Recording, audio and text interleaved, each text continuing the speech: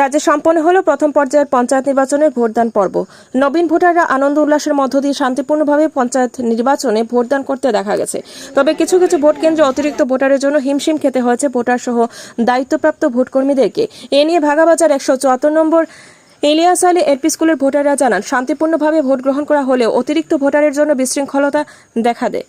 ভোটারের সংখ্যা অধিক থাকায় বিকেল পর্যন্ত সারিবদ্ধভাবে দাঁড়িয়ে থাকতে হয়েছে ভোটদাতাদের।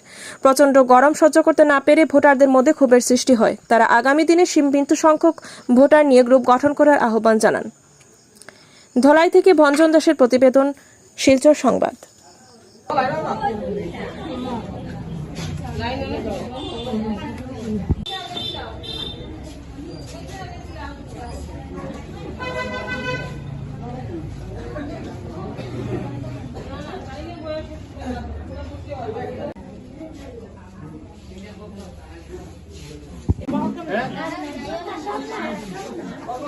একটু লম্বা করে দিতাম নাকি?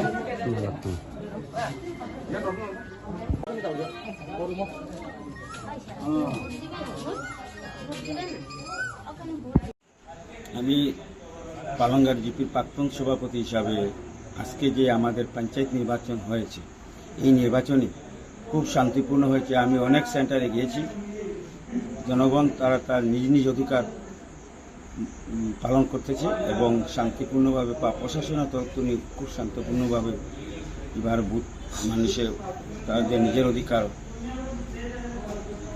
জিতেছে।